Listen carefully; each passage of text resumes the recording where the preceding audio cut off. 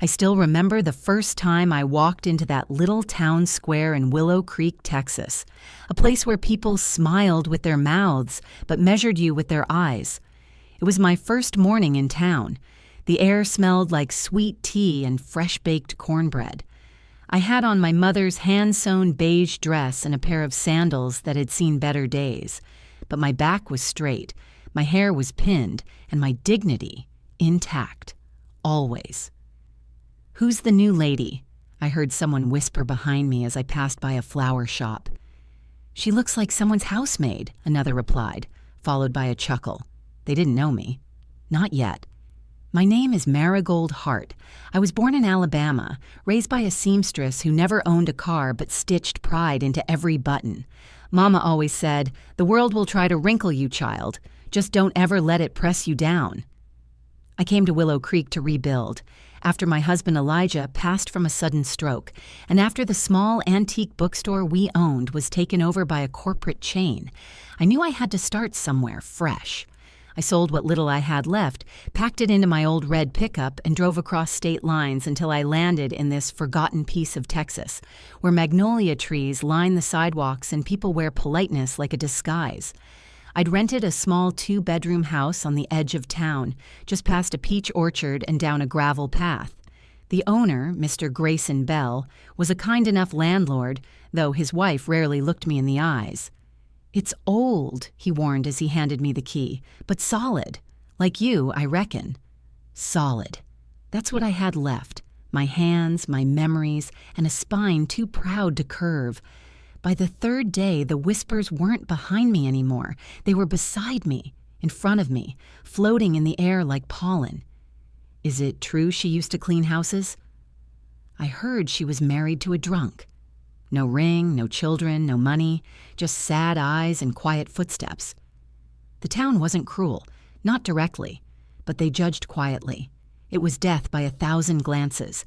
I applied for a job at the local diner, Miss June's place, a tiny building that smelled of fried catfish and burnt coffee.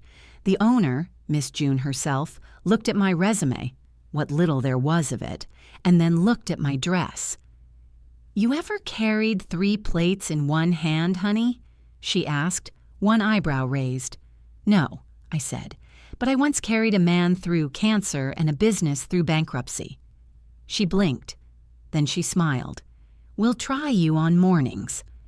It wasn't glamorous work, wiping tables, taking orders from men who never learned my name, but it was honest, and each dollar I earned felt like a stitch in the quilt of my rebuilding. One afternoon, just before closing, a woman walked in with curls too perfect and heels too high for the dusty floor. Her name was Delilah Monroe, and she was Willow Creek royalty. Her father owned half the town's land, and her voice always sounded like she was auditioning for a role no one else knew about. "You must be the new woman," she said, eyes scanning me like a clearance tag. "Marigold, right?" "Yes, ma'am," I said with a nod. "I've heard things." "I'm sure you have." She leaned in slightly. "You know, some people think you're, how do I say this nicely, a bit beneath this town." I smiled then, slow and patient, the way my mama taught me. And yet, here you are talking to me. Her smile faltered just slightly, like a candle in a breeze. "You'll find," she added, her tone cooler now, "that people like things polished around here." "And I like things real," I replied. That night, as I walked home past the dim glow of the church bell tower and the smell of honeysuckle, I remembered the look in Delilah's eyes. Not hatred, not even disgust, just disbelief. Disbelief that someone like me could walk with her head held high. But that's the thing about dignity. It doesn't ask for permission. It doesn't wait for applause. It simply stands. And I, a simple woman, in a borrowed town, in a borrowed dress, stood. The town of Willow Creek had many stories, but none as shiny or shallow as the one perched on the hill, the Monroe Estate. Folks around here called it the Palace, ivory pillars, rose gardens trimmed within an inch of their life, a wrought iron gate with a family crest so ornate it made the town square look like a backyard shed, I'd only seen it from a distance, standing like some oversized mirage above the rest of us. I never thought I'd walk through those gates. But life has a funny way of pushing you right into the fire when you've only come for the warmth. It all started one Thursday morning at Miss June's place, right after the breakfast rush. I was wiping down counter number 5 when the bell over the door jingled, and in strutted Delilah Monroe, wrapped in a silk coat the color of moonlight. She didn't sit. She didn't greet. She just marched right up to me. "I need help," she said, as if the words were made of vinegar. "With what?" I asked, folding the cloth in my hand. "There's a charity gala tomorrow night at my father's estate. My usual event coordinator fell sick, and everyone else is either booked or beneath the standard." There it was again, that word, beneath. "And you think I'm free because you seem capable and quiet. I need someone who won't embarrass me. I'll pay double diner wages." Miss June, who'd been polishing cutlery nearby, arched a brow. "You want Marigold to work your snob festival?" she asked. Delilah turned her chin just slightly. "She'll just be organizing centerpieces and managing volunteers.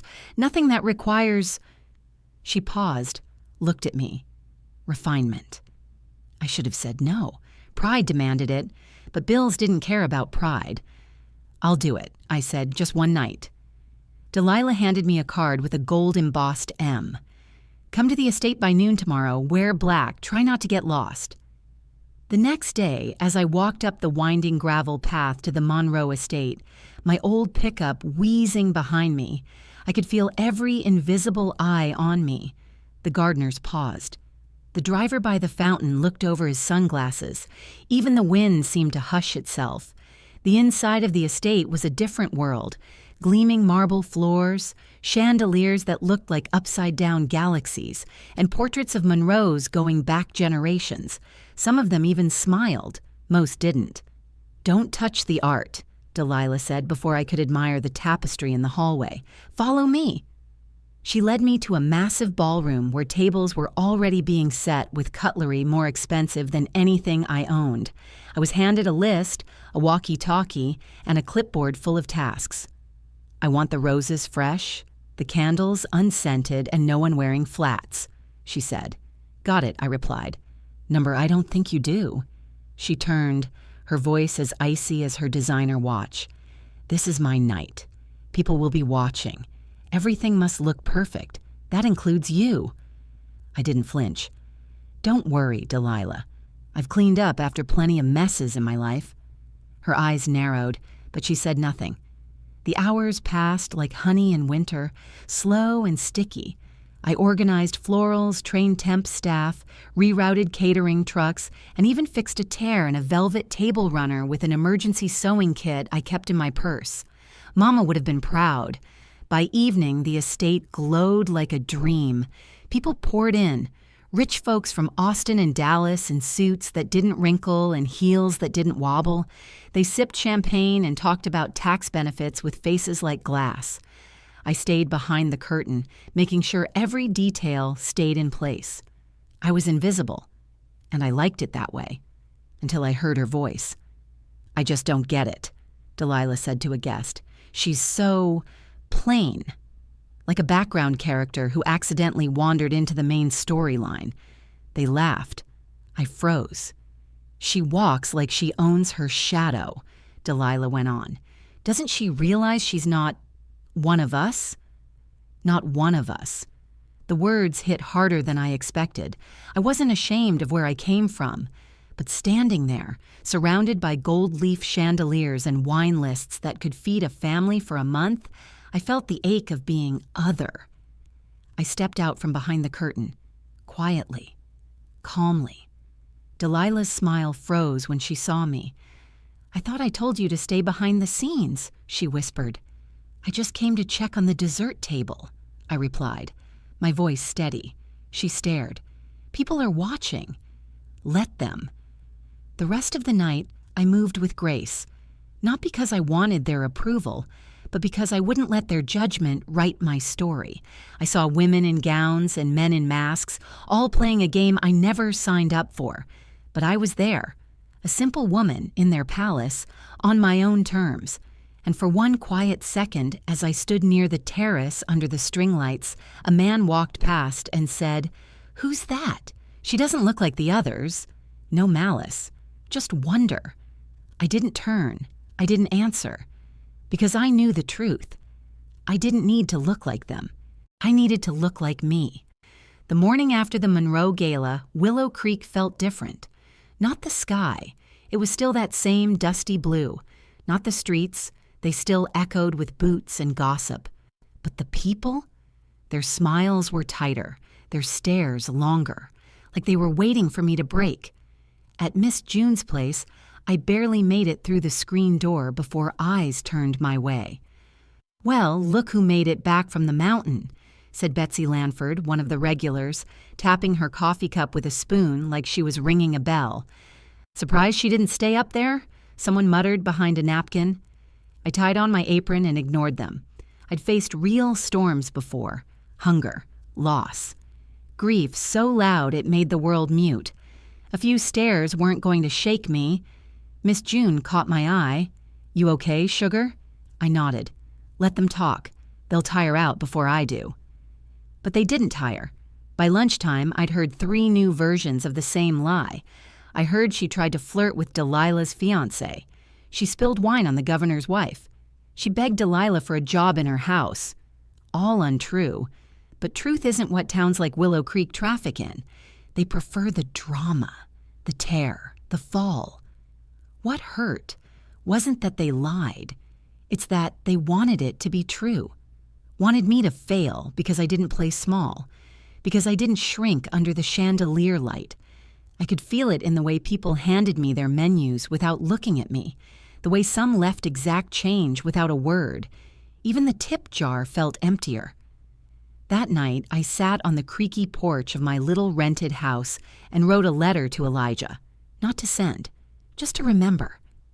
"Dear Eli, you'd laugh if you saw me now, in a Texas town that thinks dignity is something you hang on a wall.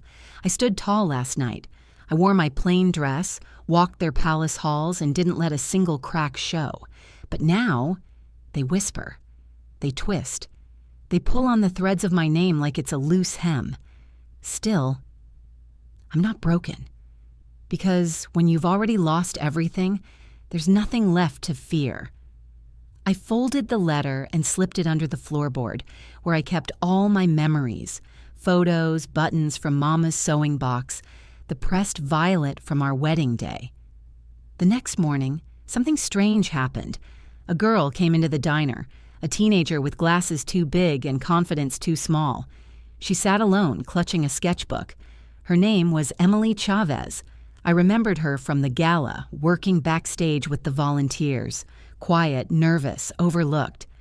"You were amazing that night," she said suddenly as I poured her a coffee.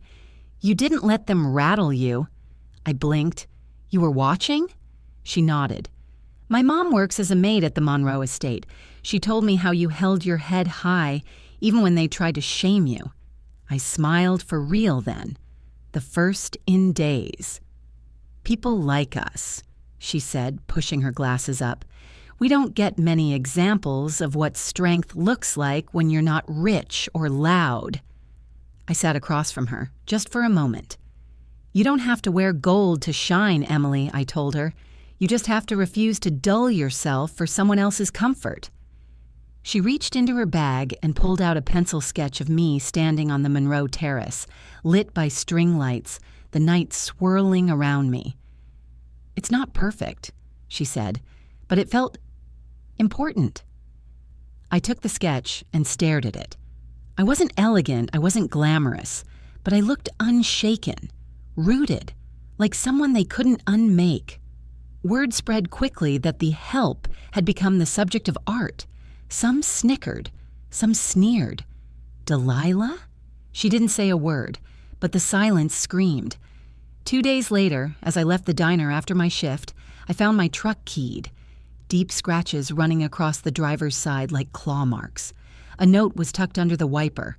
"Stay in your lane, housemaid." I didn't cry, I didn't call the sheriff.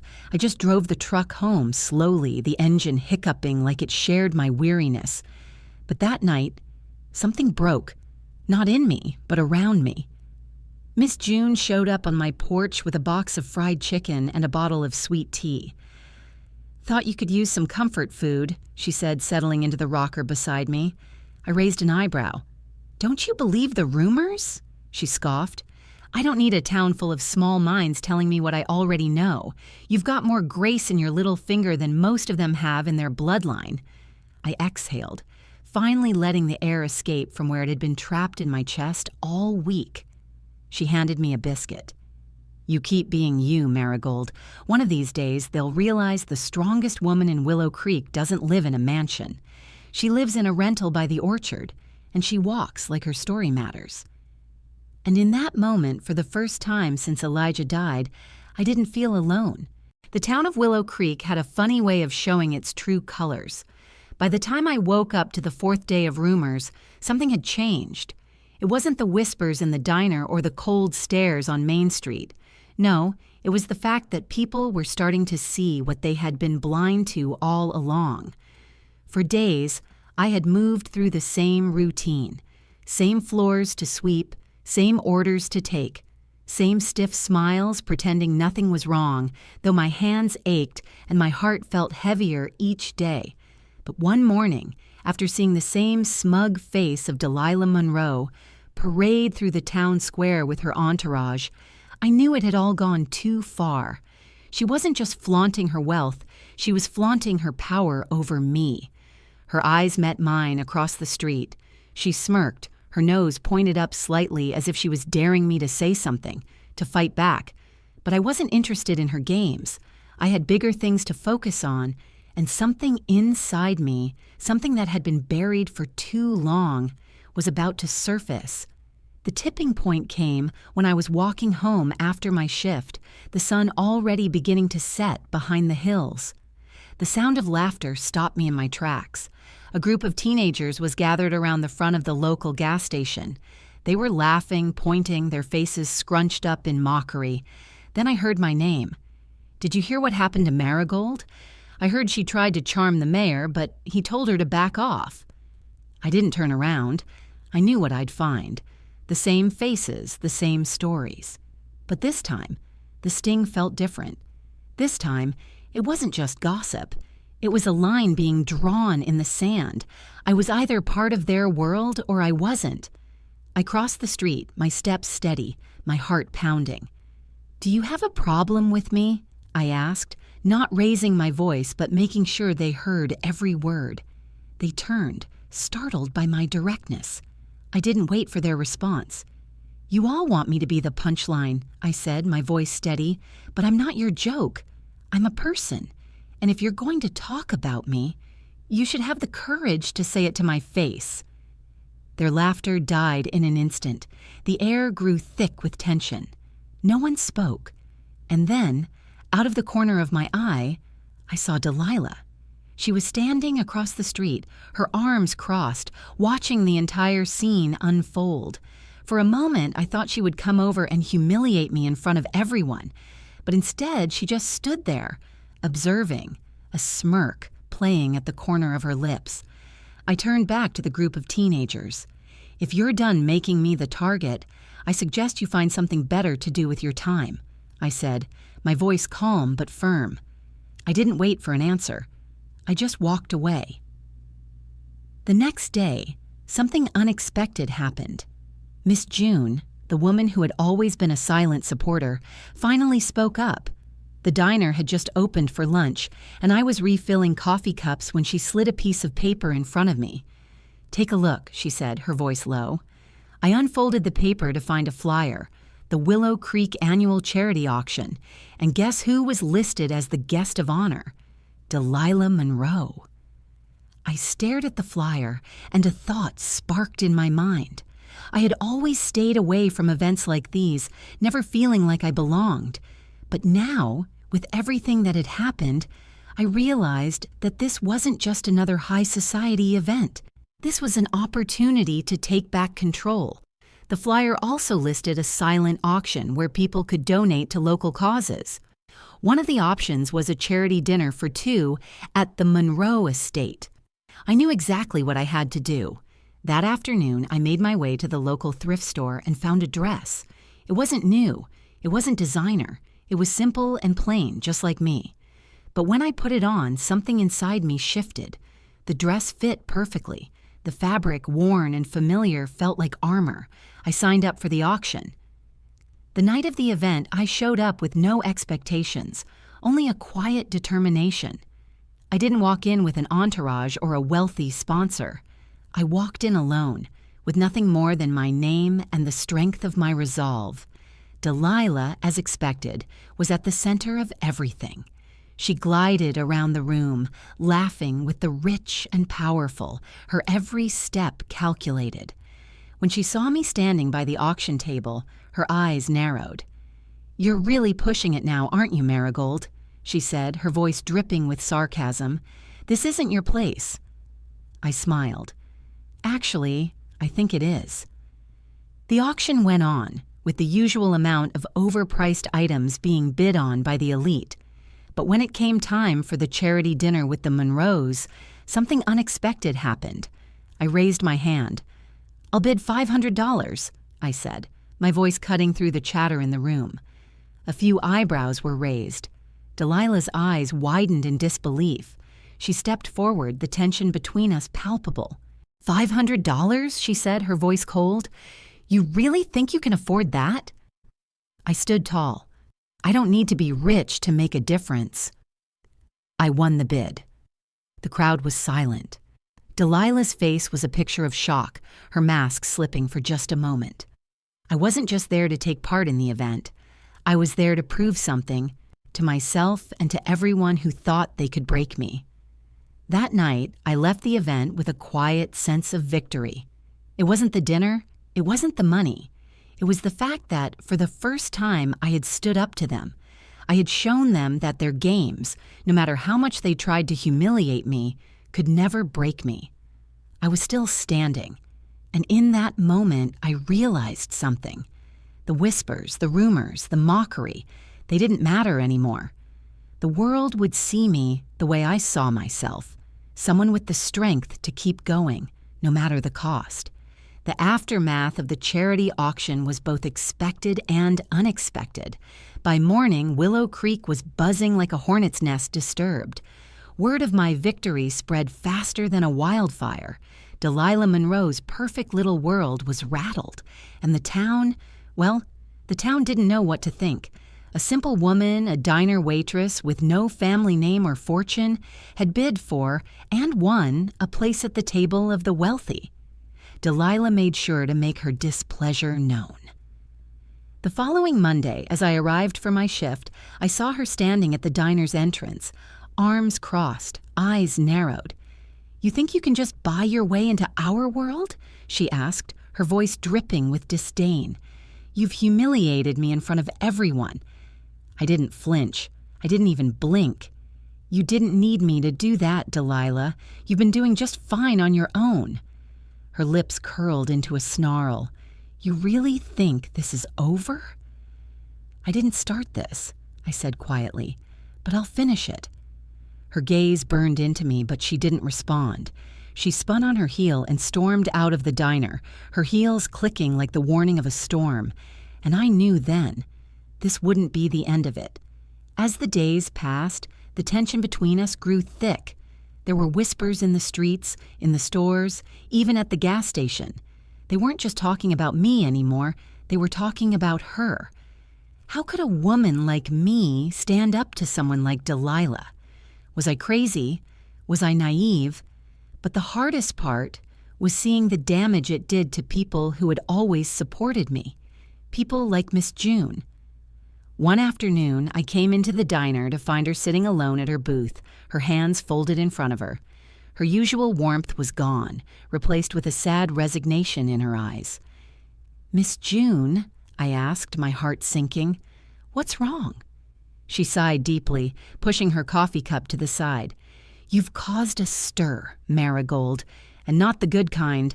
I thought you were just standing up for yourself, but now—" She trailed off, looking down. "The townsfolk are turning against you, the Monroe family. They've got their fingers in every pie around here." I froze. What do you mean? She glanced around the diner, making sure no one else was listening. You're not just fighting Delilah anymore. You've made enemies, Marigold, and I don't want to see you caught in the middle of this mess. I shook my head. I'm not afraid of her. Miss June put a hand on mine, her eyes filled with a sorrow that made my chest tighten. It's not about being afraid, honey. It's about what this is going to cost you. That evening, as I walked home, I couldn't shake the feeling that I had stepped into something far bigger than I had ever intended. I had thought I was just standing up for myself, but now it felt like I was standing on the edge of a cliff. And Delilah Monroe wasn't the only one watching from the other side. I reached my front door and froze. The note was taped to the wood, crumpled, hastily written and scrawled in dark ink. Stay out of our business, Marigold, or you'll regret it. I ripped the note from the door and crumpled it in my fist. I had expected something like this. Threats, intimidation. But what I hadn't expected was the feeling of being trapped, like the walls of Willow Creek were closing in on me. The next day, everything came to a head. I arrived at the diner to find it almost empty, unusual for a weekday morning. Miss June was behind the counter, Rin. The next day, everything came to a head. I arrived at the diner to find it almost empty, unusual for a weekday morning. Miss June was behind the counter, wringing her hands. Her face was pale, and I could feel the tension in the air. What's going on? I asked, already sensing the unease. It's them, she said, her voice barely above a whisper. They've been spreading rumors. Bad ones, saying you're trouble, that you've brought dishonor to the town. I felt a knot tighten in my stomach. What kind of rumors? That you're dangerous, Miss June replied, that you're trying to tear apart the community, and now people are staying away. I felt the weight of it, the quiet judgment, the isolation, the fact that the community I had worked so hard to be a part of was slowly turning its back on me. I took a deep breath. Let them talk. But Miss June wasn't convinced. You don't understand, Marigold. They're powerful people. They have connections. You don't want to make an enemy of Delilah Monroe and her family. It's not just about the gossip anymore. It's about your livelihood. I clenched my fists, my resolve hardening. They can't take what I've earned. That night, as I lay in bed, I heard the unmistakable sound of footsteps on my porch. I tensed, my heart racing, but I didn't move. The door creaked open, and I could feel the presence of someone standing in the shadows. It was Delilah. Did you think you could just waltz in and change things, Marigold? Her voice was icy, cold as the Texas night air.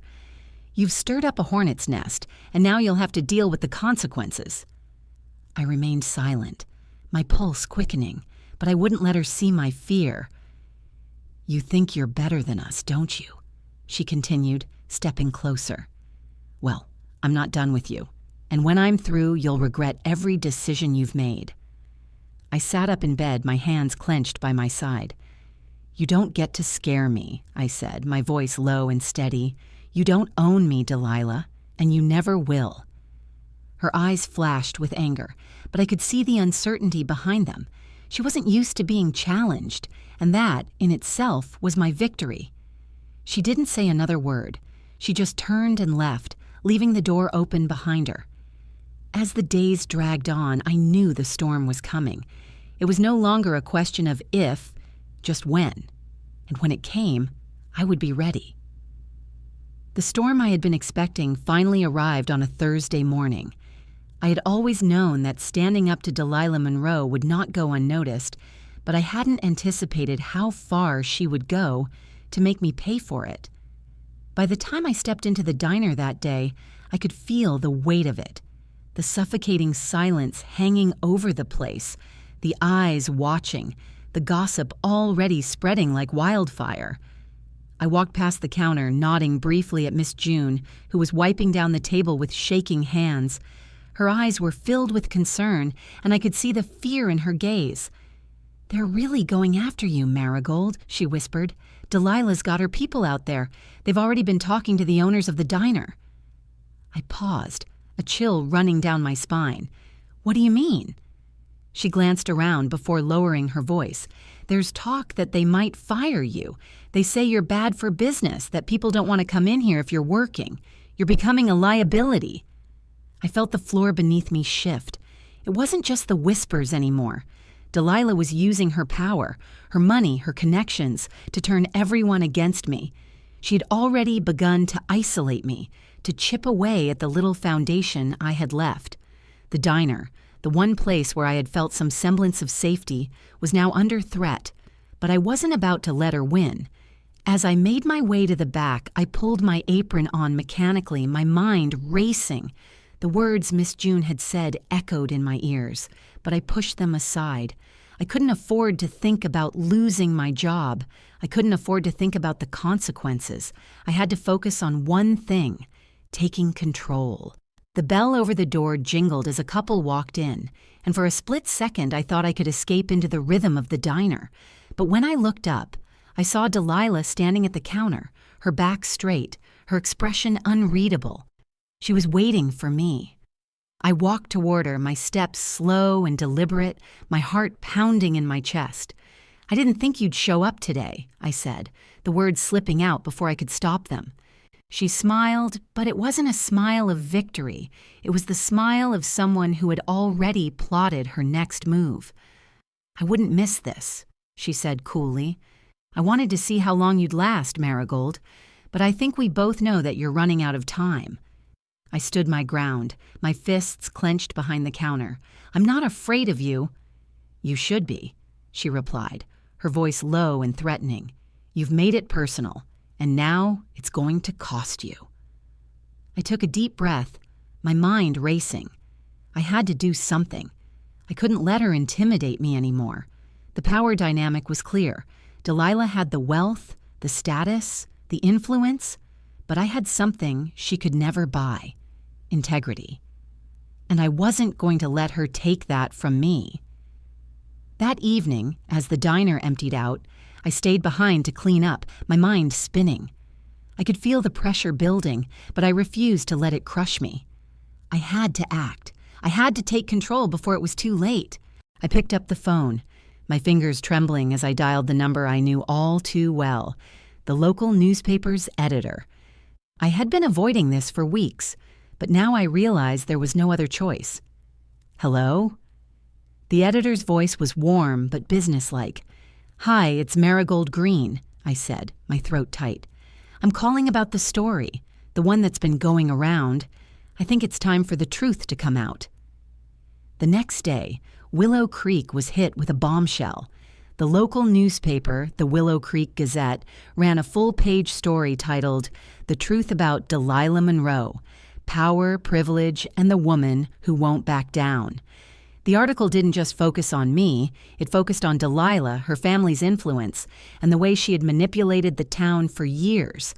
It exposed the truth about how she had used her connections to silence anyone who dared to stand up to her, including the hard-working people who had built this community with their own hands. It was the story of a woman who thought she could bend others to her will, until she met someone who refused to be broken. As the story made its way through the town, the reaction was immediate. The people of Willow Creek were divided. Some rallied behind me, seeing the truth for what it was. They saw me as someone who had fought back, someone who had the courage to expose the corruption that had been quietly festering beneath the surface for far too long. But not everyone was on my side. There were still those who feared Delilah's power, her connections to the mayor, to the business owners, to everyone who held a stake in the town's success. Miss June was one of them. She came to me the next morning, her face pale, her voice trembling. "I'm sorry, Marigold, but I have to let you go." I felt the blow like a physical strike, but I didn't let it show. "I understand, Miss June. I didn't want this," she said, tears welling in her eyes, "but they've threatened to pull their business if I don't. I don't have a choice." I nodded, a hollow emptiness settling in my chest. But I knew this wasn't the end. It was only the beginning. I walked out of the diner, my head held high, knowing that I had taken the first step in fighting back. I might have lost a job, but I had gained something far more valuable, my dignity. And that was something Delilah Monroe could never take from me.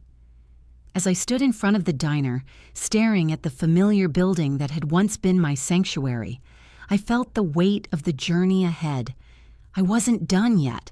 Delilah might have won this battle, but the war was far from over. And now, it was time to fight back, not just for me, but for everyone who had been silenced by her. The smell of fresh cedar and dust lingered in the air as I packed the last of my things into an old cardboard box. My apron lay folded neatly at the top, clean, unworn, a silent goodbye to a place that had once felt like a home.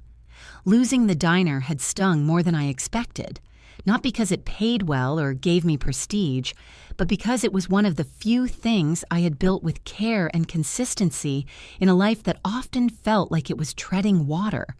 But this wasn't the end. As I walked out of the back entrance into the crisp Texas morning, I felt something stirring in me. Not bitterness, not revenge.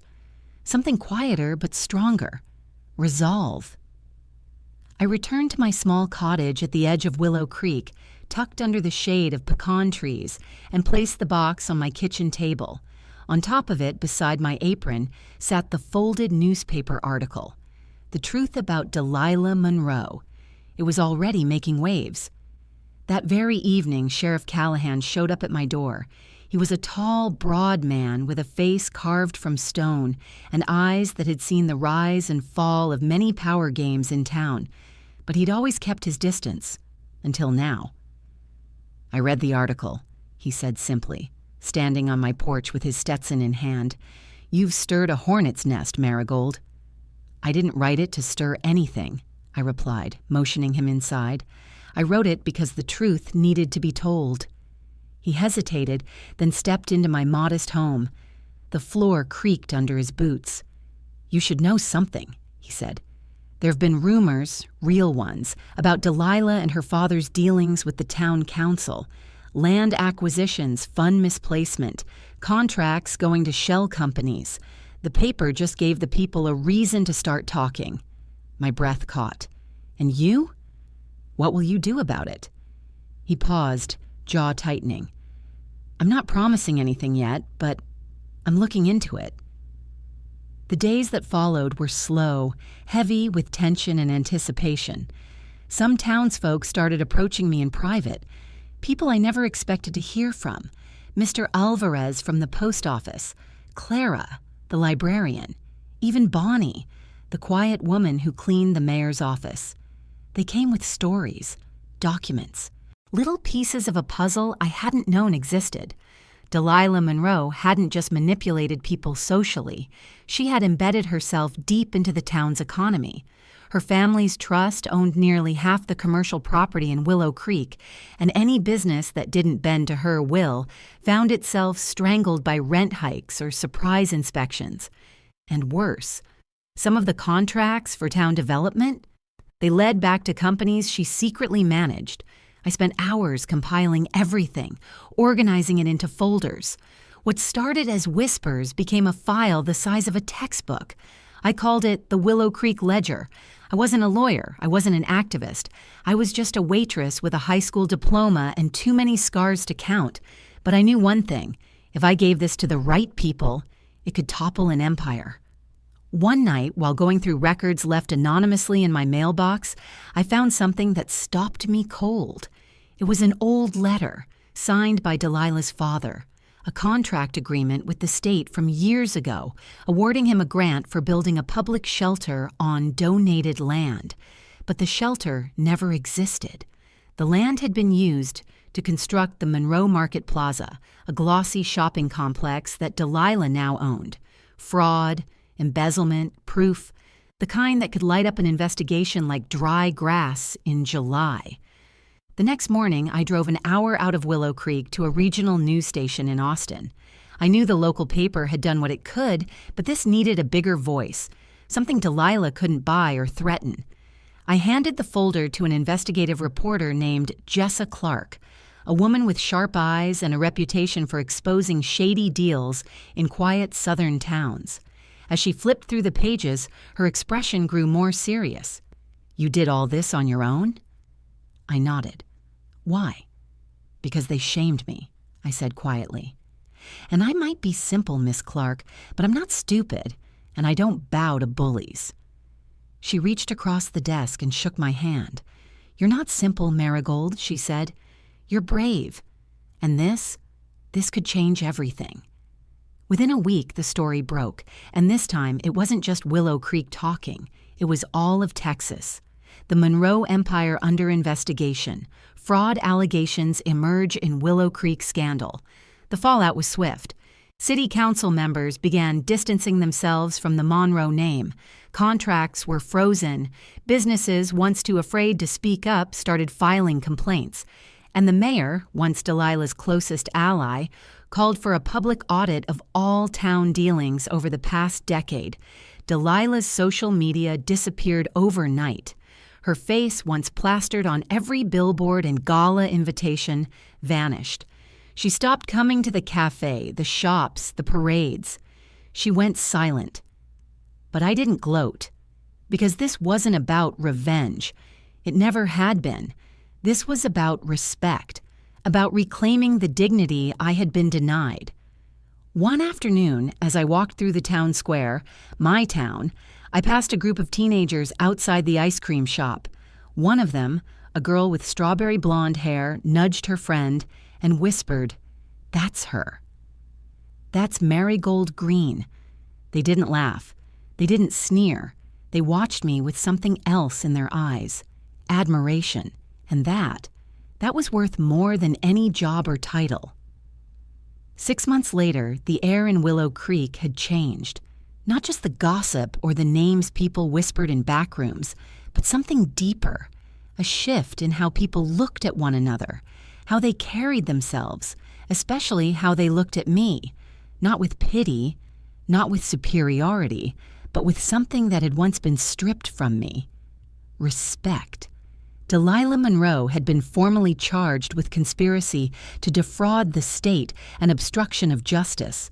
Her father's long-hidden dealings had become a statewide scandal, and although her legal team fought to delay hearings, the weight of truth was finally heavier than her name. Her mansion at the edge of town? For sale. Her face? Now a cautionary tale, not a fashion statement. And the diner, our old haven, was sold to a kind-hearted woman named June, a single mother who'd once been denied a job there because of her tattoos and past. June rehired most of the old staff and gave the place a new name, Simple Grace. She asked if I'd like to be a partner. I told her no, not because I didn't believe in her, but because something in me had outgrown that chapter. I had work of a different kind to do. In the months following the Monroe scandal, I was invited to speak at women's groups, churches, and even small colleges across Texas. Not because I was a lawyer or activist, but because I was a woman who had survived shame, stood in her truth, and refused to bow.